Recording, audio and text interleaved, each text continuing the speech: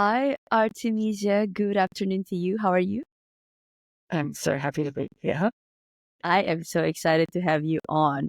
This would be if not the first or the second time, this topic would be discussed on my podcast. It talks a lot about self worth, and frankly, it's about knowing yourself, right? And one way through it is through your own sexuality. And it is a big taboo topic from where I come from right now, which is in Kuala Lumpur, Malaysia. But regardless, we're still going to dive deep into the topic. So I would like to introduce myself. My name is Nicolette. I am the creator for the podcast titled You're Worthless.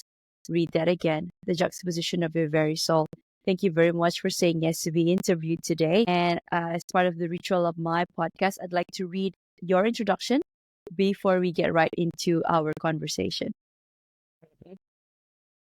So, thank you. So, hello everyone. We have Artemisia Devine here with us, who is a sexual fantasy expert who teaches the world's leading sexperts the meaning of our sexual fantasies and how to bring them out of our heads and into our beds.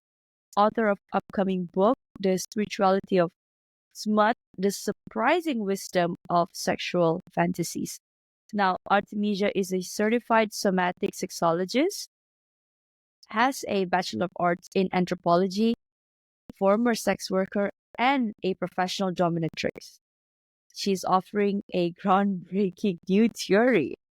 Understand how stories work, and you understand why we have sexual fantasies and how to create powerful, real life transformative sex experiences that satisfy the real desire behind the story symbolism. Wow, so much to unpack, Artemisia. Please, please, please. Yeah, I cannot wait to get you to pick your brain on this. But first, can you share with us what was it like growing up as an Artemisia Devine? I grew up in the countryside, about an hour and a half north of Sydney, in a tiny little dot on the map that people don't even realise exists. Little tiny country town. And it was very, very religious. Like extremist religious. Okay, there's a paradox there. Okay. You think? Yeah. Yeah, with all sorts of different contrasting experiences growing up. Some of them pretty unpleasant and controlling, and some of them quite liberating because I'm a Gen X. Like when we were really little, parents didn't bother to look after you; they just let you run around the countryside wild. And there was like about 20 other people living in the valley with me, and like other children of other adults there. And so we would just run around like a little pack of piranhas, having a wild time. And being really independent, and then, cubby houses and swimming and inventing all sorts of secret societies and having our own unsupervised wild experiences, riding ponies without saddles, even though we'd never been taught to ride. Just like all of this wild stuff. And then by the time the adults realized we were humans and tried to make us behave the way we it was too late. We already had minds of our own. Yeah. Ah. And this was how old? Well, when they figured out that there was time to, it was about 12, I think, when they tried to get strict all of a sudden. Too late. Yeah. Okay. Well, okay. What is your backstory actually like? How did you come about into the industry that you're in right now? Well, as you just picked up, they started to be strict on us at about 12 because that's the age when sexual reproduction kicks in, and they tried to control us because that's the age that sexuality starts to become an issue. Hormones are rampaging on Yeah, I remember. Yeah. That's right. All of the things happen right at that stage. And so we went from this wild freedom and playfulness to this completely controlled, not allowed to even speak to even my best friend on the phone without my father listening in, just in case. Complete control because of. So that's going to make sex a really interesting topic to me then, isn't it? It's like, what?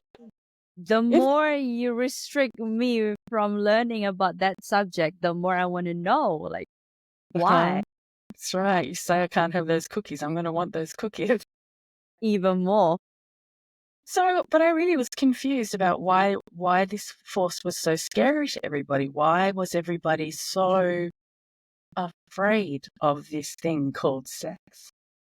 And if I'm afraid of something, I go and poke it with a stick and see what happens. I wanted to find out. I wanted to find out what all the fuss was about. So I went on a whole lifetime journey of trying to understand what sex was, why people would treat me differently after I grew breasts, why were they behaving in these strange ways that were not always good, sometimes harmful. I didn't understand, and I wanted to understand. I did all sorts of things. I ended up working in a sex shop for women. I studied and read everything I could. I learnt from some of the world's leading sex experts. But the most powerful thing that I did was the deepest learning. The deepest, most profound learning came from 12 years as full-time sex worker and as a professional dominatrix, which is a BDSM provider. And you had a question before you could answer, which is, what is a sex? That's a big umbrella term, actually. So you'll get different answers from different people. But sex work, the way that what I was doing is I was offering penetrative sex and massage, erotic massage, and spiritual sex and companionship. Basically, I was a person that people could come to and explore themselves in play. Mm. So people don't normally associate deep self-discovery with going into what they consider to be one of the worst things that a woman can do. But I found it was one of the most powerful things that I could do. It actually gave me the most power and incredible insight into the world, which is all about juxtaposition, like your worthless topic, right? So it's right on line with this you're worthy, you're worthless thing, because society, I remember going into a caving tour in the Blue Mountains, and I was with a large group of people being shown these different caves. And the guide brought us into a particular cave and said, actually, this cave was actually found 10 years earlier than the official historical records say. But no one admits it because it was a woman who found it. And she was the worst kind of woman could possibly be. What do you think that is, crowd? And everyone in the crowd, even though they were complete strangers, knew immediately the worst thing, the most worthless thing a woman could be is a prostitute. And yet, in juxtaposition, actually, not just for myself, but for my clients, I discovered the exact opposite. I discovered, what if I told you that people's sexual fantasies around being used actually can be doorway into having your needs deeply seen? What if I told you that sexual fantasies about being dominated can actually lead to feeling deeply powerful? What if I told you that sexual fantasies about being worthless can actually end up feeling absolutely deeply seen and worthy? You have to answer all of that, like, because okay, I went into my own spiritual journey as well, and learned about the chakras, and there's a reason why the sacral chakra is the creativity point, right? Like, and I don't know, to me, not to me, I mean, what I've read so far, through sex, that's the most powerful exchange of energy, I think, between two souls. So when you say it is truly liberating, and I may not be very open or public about this, but I understand what you're saying, because I too am very curious naturally growing up. So I like learning, I like try things and read things and very curious. So I think it is apt to have you here. And I wanted to then go back to the things that you mentioned, like how for people who's like thinking the paradox, why is something that is so taboo can be so liberating for oneself? This is my favorite topic. Okay. So you unleashed me. Yeah, people say I have that effect. So I'm glad. I'm going to put a caption on this though, 18 and above only. Hi, I'm Nierras, your host of the Your Wordless podcast. Now, if this real raw stories hit home, don't wait. Please follow, like, and subscribe my Spotify and YouTube. For bite-sized inspirational reels, follow me on Instagram, TikTok, and LinkedIn. Don't wait. Your transformation starts today. Thank you and bye for now. But I mean, this is yeah. It is a podcast, so if you want to listen, you can listen. But if you don't want, it's okay. You can click off. Well, it can be important for teenagers who are having sexual fantasies to understand where Yeah. they're coming from as well. And I'm not Oh, going yeah. to go into particular details. So if it is important that people they're going to go looking. They're going to get confused about why they're having yeah. these, and they're going to go looking. So it's an important thing for them to find a safe, responsible place to get education around this sort Yeah. of stuff. That's right.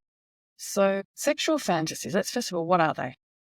Sexual fantasies are Things that you may I yeah, two go cents for it. my 2 cents, things that you would want to do or be do to other people or be done onto you or by yourself even. Right. Okay. I would.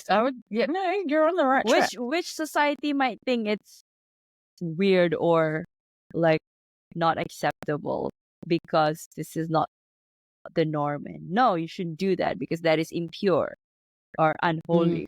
Mm.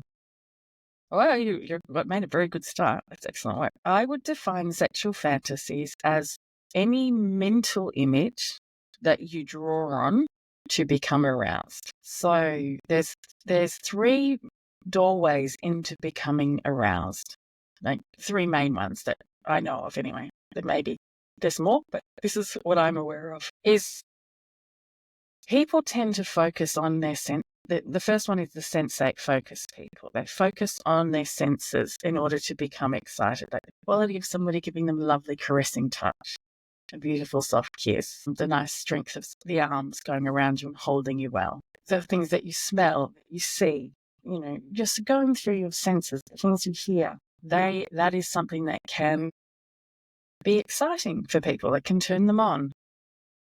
And there's a certain percentage of people who will focus mostly on that in order to become aroused. Then there's a certain percentage of people who will focus on their partner intently. It's the natural energy between the partners that is the most interesting thing. So it could be romantic looks or sweet talk or flirty tension or the drama of, I don't know, will they kiss me, won't they kiss me? Like the energy between them, or it could be, your nemesis as well. Sometimes people get very excited about the quality of attention that somebody who is their nemesis will give them, because let's face it, your nemesis gives you top quality attention. They're obsessed with you. And so that's the partner engaged people. And they will be focusing on that in order to become turned on. Then there's this third category of people who primarily focus on something that is going on in their mind in order to become aroused. So everybody can do all three. All of us are capable of doing all three, but we tend to default to one or two more than others. So the people who focus on fantasies, the mental image might be a full elaborate story of, oh my goodness, I'm being dominated in a dungeon by a billionaire CEO. Or I can foresee us giggling all the way to this one. Me at least. Yeah. Oh, why not? It's funny. Let's go for it. Or it could be a much smaller thing. It could be mental thought about, like, let's imagine that you're with your partner and you're hugging them. A memory from last week when they hugged you in a different way flashes to your mind, and that excites you. Like you've just focused on. And last week they were standing in a different body language and they had a different attitude towards you, and somehow it's more exciting than the way that they're doing it right now. So, or you could be imagining something that's happening this, date night this weekend. Like or getting yourself excited, imagining what might happen and constructing entire scenarios, even though on the surface it seems like it's real life. It's actually you making up a story about real life. So sexual fantasies are the psychological meaning making that's going on in the background of the moment, even when you're not necessarily conscious of it. Although you might be conscious of it, you might have all of these fantasies. And very common ones, lots of studies have been done now, thank goodness, about this very normal, very healthy part of us. In fact, everybody has fantasies, even if they're not aware of it. Everybody has fantasies. It's like dreams. If you know, some people don't think they have dreams, but they actually do. That's true.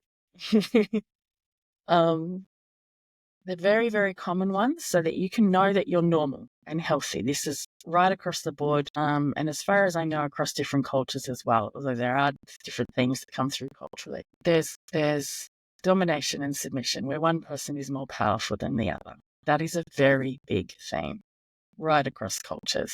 There's another one that is about threesomes or group sex. That's very normal. Cheating, even when you don't actually want to cheat in real life. You don't want to cheat at all, but you still might think about it and get excited.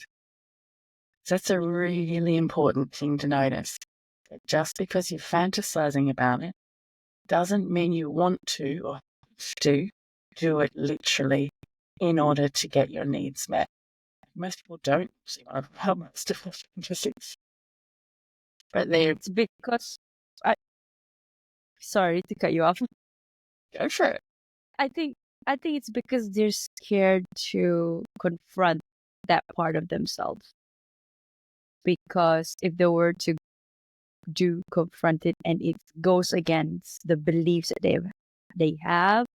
And so, for example, if they have a partner and their partner, maybe this has not been communicated earlier, or maybe they've been in that relationship for so long, they've just accepted that, okay, that sexual activities is just like this, and that, but the other party, or both even, maybe wanting to experience something more, but they just don't want to rock the boat, and Right. yeah, it's Yeah, you're pointing out something very important there, which is we can have needs that we do really want to live out. Absolutely. But we don't necessarily want to live out all of the exact things in there that happen in your mind's eye. Because, you might have, in your mind's eye, it might be very exciting to have a non-consensual sex. Like it is already well documented that it is extremely common for people of all genders to have exciting sexual fantasies about non-consensual sex happening to them. And there's no one on the planet who wants to literally be raped. that's No true. one. Yeah. Right? So why do we have these fantasies then if we don't want that? What function do they play? What did we get out of that? What's the benefit of it? And how on earth does that fit into spirituality? The only thing I can think of right now is that you can have that, but it's just like, okay, maybe this is a super bad example. Like, well, you have the agreement and, like, okay, non-consensual sex, but it's between us, but at any given times. Mm-hmm. Yeah. That's, the parameters is there, it's placed because both are bound by the agreement, and this is what I can think of. And I'd like to hear more from you, and also about the spirituality side of it. Sure. You're talking about consensual non-consent. So it's setting up a safe container. Yeah. Okay, yeah, that's it. That's a new term. Consensual Consensual non-consent Consensual non-consent. Ah, yes.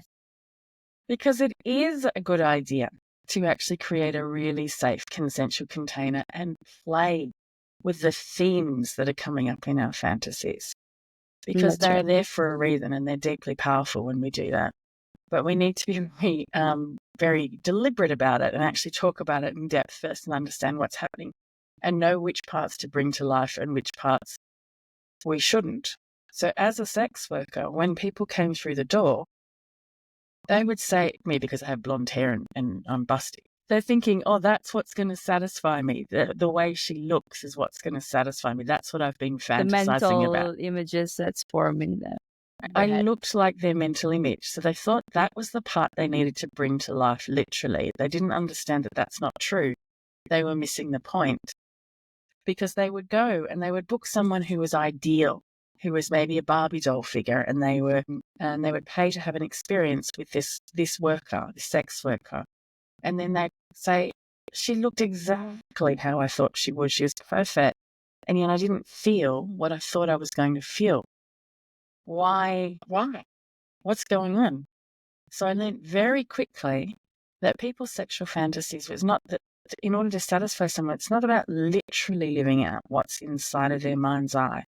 It's about hearing the psychological mechanisms that it's creating and creating a real life consensual play experience together around that hits all of the right spots. And then suddenly there was somebody who isn't a busty blonde, they're a small breasted brunette, and they're having the best time of their the life. best time. Yeah. So it's what people think will satisfy them is not necessarily what is actually going to satisfy them.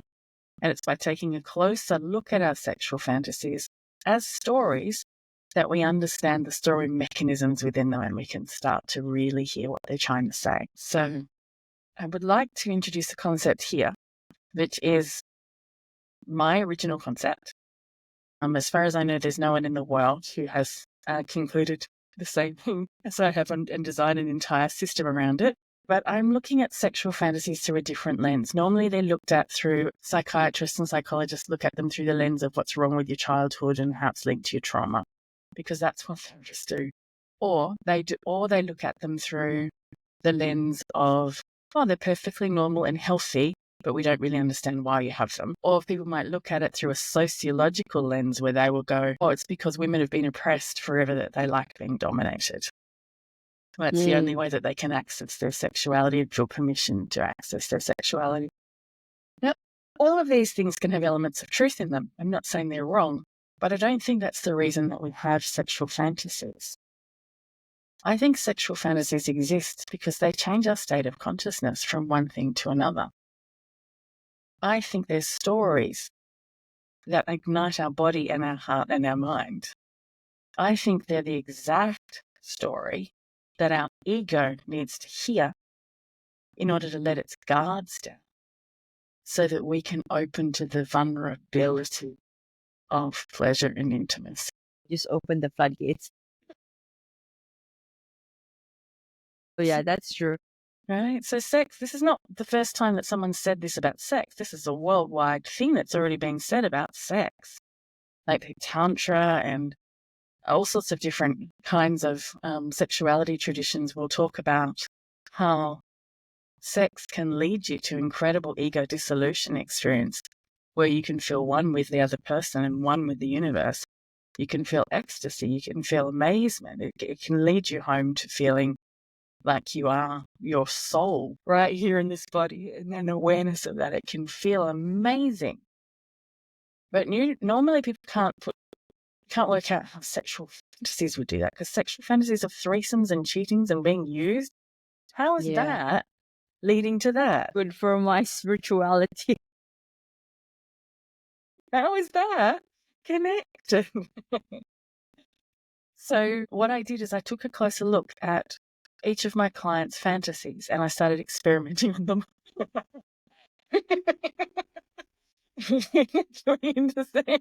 sit down on my red velvet couch I had a venue that was in Sydney, And it had lots of different themed rooms in it. Like there was a dungeon for the BDSM, and there was a sensual room for massage and more sensual experiences, and various different places that people have different experiences in there.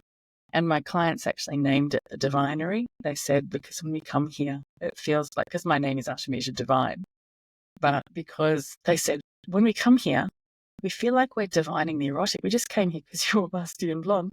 But we left going, whoa, I just found my soul, man. And so,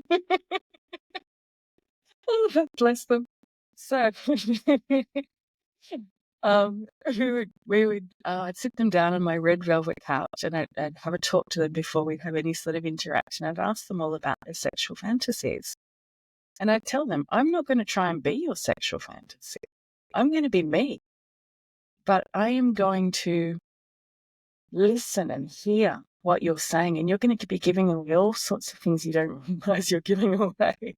And I'm going to use that information to create experiences that get effects from you that delight me. And that world, okay. Like a deer stopped at the headlights. Oh, That's right. But okay, did I sign up correctly now? this is a little bit more than I thought it was. Okay. Yeah. So then, no, it was all consensual. They knew after a while I got really good at advertising and drawing people who wanted this sort of thing. But initially I didn't know. I was just figuring. But I would listen to their fantasies as though they were stories, because all stories are about transformation. All stories are about transformation. Your character starts somewhere, something happens, and they have a desire to get some sort of goal, and they have to somehow get there. And this whole story is about all of the obstacles they meet in the way in order to get there. That's right. You go and watch a romance. You don't watch a romance where they met and they fell in love and it's nice and that's the end. You don't watch that movie. You watch the movie knowing that they will get together in the end. So there's no mystery there, but you're fascinated in how they're going to overcome all of the obstacles that get in the way for them to get together. This is how stories work. Sexual fantasies are the same, but they're stories designed specifically to help your ego get past its obstacles so that it can let go and you can just connect. You can lose yourself in the moment and just feel like you've connected with the whole of yourself with someone else, and sometimes even life itself. You can go so deeply. But if you're going to get those barriers down, you have to include them in the story. You can't leave them out of the story. You have to include them in. So if you're feeling, oh my goodness, my lover is giving me lots of lovely touch and they're giving me lots of attention and it feels really good and I just want to lose myself in this moment, but I'm scared I'm taking up too much time. Because it's my turn, I should stop it and give back to them now. I'm being too selfish. I'm taking up too much space. I can't let go. I can't surrender. And, do they really want to be here doing this with me? Am I worthy of this much pleasure? Am I? And if they're just all being nice to you about it, maybe your psyche won't believe it because you've had plenty of people be polite to you and not mean it all through the whole time. So there still is niggling doubt going, what's going on? But then if the fantasy is no, they're going to tie you up and they're not going to stop until they're done using you for their pleasure, which just happens to magically be your pleasure exactly the way you want it. Juxtaposition. Hello. Then you're going to believe it. You're going to be, they do want to be here. This is they're here for them. They're being selfish. They're using me. Of course their needs are being met. I don't have to look after them. They've looked after them themselves. Now I can just surrender to sensation. Now I can just receive. And that's when you would let go. You seeing the logic of how this works? Yeah. I get everybody listening to this right now. Try that. I'm going to try that tonight or whenever they're listening to this. But yeah. Well, you need some few skills and some good conversations before and afterwards in order to make that safe. That's true. Right? That's true. because one person's idea of using is not the same as another person's. And you think if you don't communicate enough detail, it ends up feeling awful, because you have to include what your ego fears and the exact antidote to that fear for that person, not for you, for that person. So it has to be the poison, the thing their ego fears, plus the exact antidote. That's what creates the alchemical reaction. And you end up having an experience of feeling, of looking on the outside like you're being used, but actually you're the center of attention because you just got all of your needs met for as long as you could possibly. Yeah. I love how you just included that for as long as you can possibly take. Oh gosh, Artemisia, I think you are the one for this. Like, I am enjoying this right now. Becoming a podcast host was a natural extension of my second act. And after spending 15 years in the corporate world, I've transitioned to helping individuals overcome challenges like navigating tough relationships, career burnout, and aligning their mission with their soul's calling. By certifying as an RTT hypnotherapist and a lifestyle coach, I've made it my mission to empower people to recreate the life they deserve and building a supportive community through my podcast. Now, let me ask, are you facing challenges like struggling to reprogram your mind to attract wealth, weight issues that feel like a constant yo-yo, insomnia or restless nights from daily worries, or just a lack of confidence in public speaking? If the answer is yes, visit www.thenierrasholisticlifestyle.com and grab a free hypnosis audio of these common struggles. It's a sneak peek into how my coaching works. Are you feeling shy? Don't be, because I'm as real as it gets. Let's connect on Instagram and LinkedIn and start your transformation today. Good. It does take some skills though. So do make sure that if you're going to jump into trying to bring your fantasies to life, actually take the time to learn how to actually notice what you need and communicate them together. So, and that's a really intimate thing to do. Most people seriously have never told their partner about their sexual fantasies. So they're pretty terrified to even bring that conversation up and have a clear conversation around it. But that's necessary, or you're not going to get your needs met. If you just tell your partner, please just use me, they're going to just use you and they're going to take from you what they want, which is logically what you wanted to receive. So you've got the poison and no antidote. That's not going to create the transformation that the story was telling in your mind. That's going to just lead to poison. So it's also about you being able to, it's a dance of two, right? The partner, I don't know if it's same sex or different sexes, making the other feel safe that it is okay to explore the sexual fantasies, and then that will let them put their guards down and be able to communicate and try certain things to live out their fantasies. Because, like I mentioned earlier, if it's like a partner, a couple who've been in the relationship for a while, they've become so accustomed to certain things done a certain way, and maybe exploring this would be a bit icky or maybe shy, and that's why they decide to perhaps explore with somebody else, and that's when you call it cheating, because there's no emotional. Again, that's a juxtaposition, right? You should. So I don't know. In your opinion, like, for you to live out your fantasies, do you need that emotional connection, or you don't have? No, this was working as a sex worker, complete stranger who had no interest in spirituality whatsoever, came through the door, and I used these methods, and they would say things quite literally like, what the hell was that?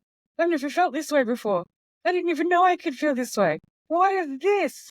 And oh my goodness, I feel like I'm on drugs, except the opposite of drugs, because I feel like I'm the most real I've ever been.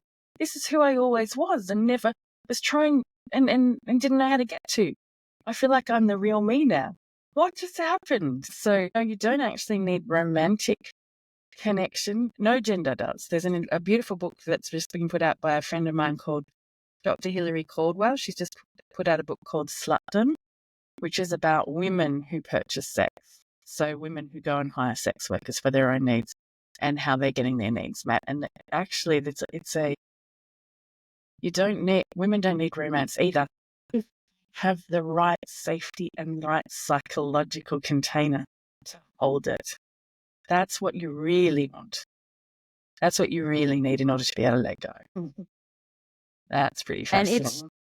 it's big again. And then I had a different thought. Like, if women can satisfy themselves just by themselves, I mean, I do. Let's say I don't. yeah, exactly, right? Like, why do we need the other partner? Why do we need a partner then?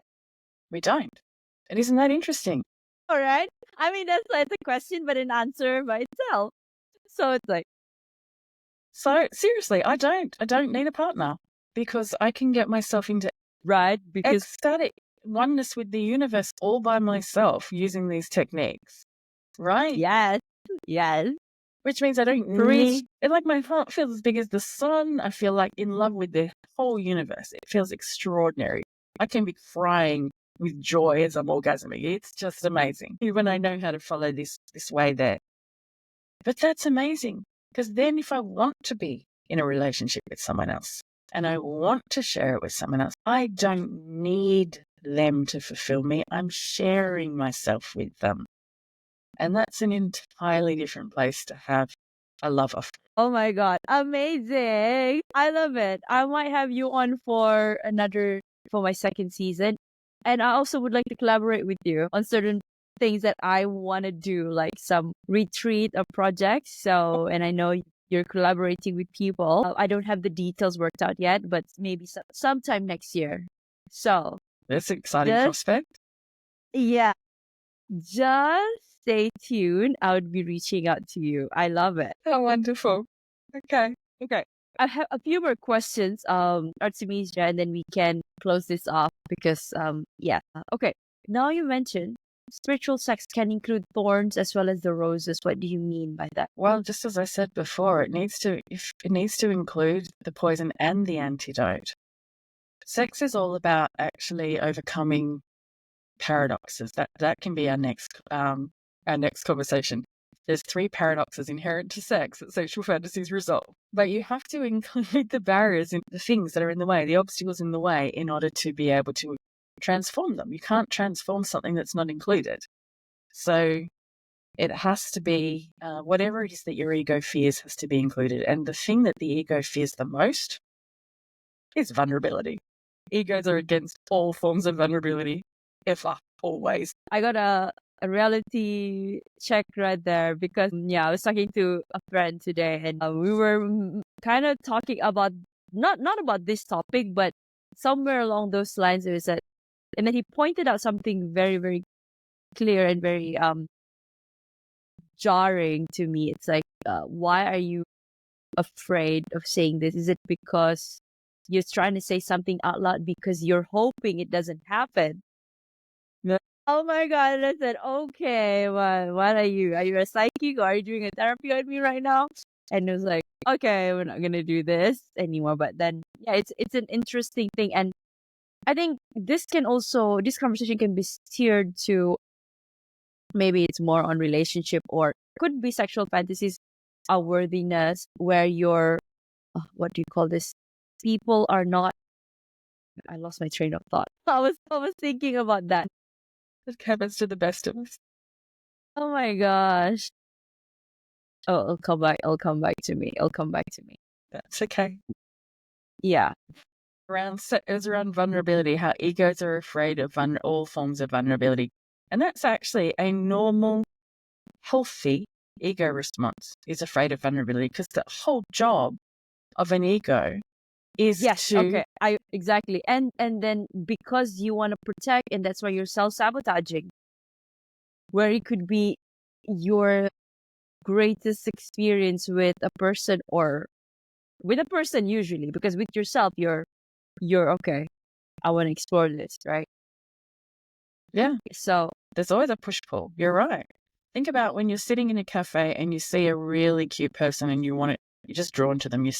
Somehow they're magnetic and you want to ask them on a date. And suddenly the whole world's disappeared. You can only think about them, even though you're studiously looking at your cappuccino and refusing to look at them in case they notice that you're looking at them. yeah, Because that would be too vulnerable. yes, because yeah. Right? So you can feel yourself pretending not to look because, oh no, if they know I like them, that's vulnerable. They might reject me. They might use it against me. Oh, it's that It might be fear of embarrassing. rejection. All of this stuff, all of it. Like you might lose face in front of everybody. You might lose your social status. All of these things. It's like the ego that's the ego's job, is to protect your self-identity, your self-worth, and your social status. Its whole job is to do that. And so it's always against you going and taking the risk to ask that person on a date. It will resist. It will resist like crazy. But there's another part of you that creates desires, right? And it whispers in your ear as you're afraid of them. Well, let's include your fear in the fantasy and resolve it then, shall we? And make it okay. And maybe you'll have this fantasy of a robber coming in and going to steal things from the cash register, but somehow you suddenly magically know all of the martial arts in the world and save them from the robber. And then they just like, you're so cool. Can I have your number? And they ask you out and you don't feel vulnerable anymore because you feel powerful. Like it's resolved all of the issues for you. And this is why the mind is such a powerful organ. Powerful. Yeah. Yeah, but we wouldn't actually want a real robber to come in order for you to be able to safely ask someone on a date. That's not the point. But we would learn from the story that your mind made up and work out which parts of that to bring to life and how to navigate that. So that's where my work is. Yeah, and I think it's also about, because the images that you have, or the thoughts that you are thinking of are raw and they're not polished. So they come to people like yourself to, navigate those things and then play them out safely. Sure. To the best of, Yeah. For their benefit. Yeah. And then you create all sorts of consensual play that can and you can live out all sorts of taboo things in safe ways where no one gets hurt. And it transforms your consciousness so that you can connect into this place together. It's wonderful. It's so much fun and play. It's a good time to be alive. It's such a beautiful thing to be alive, right? So if anyone wants to just even begin this journey, you can do that by going to fantasies.com. And I've got a little freebie there, and it's a little exercise where you can start to understand your own narrative, what does your mind do in order to create the right risk and safety for you to be able to access these places inside of yourself. And the exercise is, you don't have to tell anyone your fantasies. You're perfectly safe. It's not explicit, but it's called the celeb swoon technique. So you'll get picked, maybe do a Google search of a celebrity that you find really particularly swoon-worthy. Or if you don't find any celebrities attractive, go on a dating site and see who you find you're attracted to. And they've normally got 4 or 5 different pictures of themselves doing different things. And you'll look at them and you'll say, in all of them, they're a busty blonde. So I thought it was the busty blondness that was exciting to me. And yet that picture I'm not that attracted to, and that one I'm much more attracted to. Why? It's the same person. It looks exactly the same. Why? And this exercise on myfantasyears.com will take you through what to look for to become aware of what was actually happening psychologically for you, to be able to feel drawn to that particular person. I love it. Wow. Okay, 2 more questions, Artemisia. What is next for you? What is next for me? Well, I've got to get this book out, which is The Spirituality of Smut, The Surprising Wisdom of Sexual Fantasies. I was just talking to my editor this morning about deadlines and all of the things. And I'm looking also to possibly make a sort of like an oracle or a tarot deck that goes with it so that you can explore your, Yes. like, it's All for it. because I make all sorts of art pictures and I have no place to put them. It's like, oh my goodness, I can combine all my loves and make this thing. So I might do that as well. But I've just recently started running monthly seminars for people because I normally teach some of the elite practitioners of the world and psychologists and all sorts of people. Recently, a couple of Christian ministers and people from all religions come and learn this. It's really useful information, no matter what your belief system is. Suddenly this is like, oh, wow, now I've got this. Now I've got a framework of understanding this thing. But normally I can only take a handful of people in that training at a time, really deep. And it's like at least 6 months of me one-on-one working with them, and they go deep into their own psyche and they learn all sorts of things about themselves. It's super fun. But not everyone can do that. So I've started teaching monthly seminars where people can come along and just learn a specific aspect of the erotic psyche and of how sexual fantasies work. We put a magnifying glass over a specific thing. So we might focus on a particular kind of fantasy, or look at how emotional aphrodisiacs work, or how does power work, or there's going to be all sorts of different things that are there. So that's also something to keep an eye out for as well. I love it. Artemisia, what is your heart's greatest wish? My heart's greatest wish is for the world to finally realize that they can trust their desire. Because it is mistrusting desire that's creating it to mistrust. Oh, wow. I love that. That's like, oh, yeah, that thing. Okay. Now, if you could create a quote right now for you to leave to the audience listening and the world as your legacy, what would it be? If I could create a what? A quote. A quote? Put me on the spot. Goodness me. The pressure. Goodness me. Well, okay. Well, sexual fantasies are the exact story that our ego needs to hear in order to let its guards down so we can access connection, pleasure, and oneness. Come back home to ourselves. Beautiful. Thank you. So, how can people reach out to you? Okay, so if you're not interested in the freebie, you can find me on my website, which is my name, artemisiadevine.com.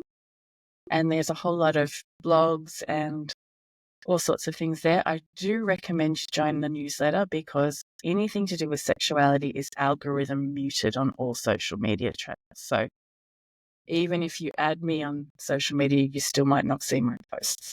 It's really worthwhile actually joining the newsletter, and I'm really generous on the newsletter. I give away lots of information about how the erotic psyche works. You are. And there you have it, guys. You heard it from the person herself, Artemisia Devine, here with us. Before we close up, I'd like to thank you personally, Artemisia, for the work that you're doing for the world and for advancing every step of the way despite challenges, creating trails for those that will come after you. For our listeners, this has been that one podcast with that controversial name, You're Worthless. Read that again, the juxtaposition of your very soul. Now, if you find yourself thinking that you are worthless, you're probably not alone. But more importantly, ask yourself a level deeper. If I'm worthless, then why the heck am I here? It is because your soul have chosen to be here energetically all the way from the ethers, and for that reason itself, you are worthy and you are enough. This has been Artemisia Devine, your guest of the day, and Nierras, your host, signing off. Thank you so much, Artemisia. Thank you.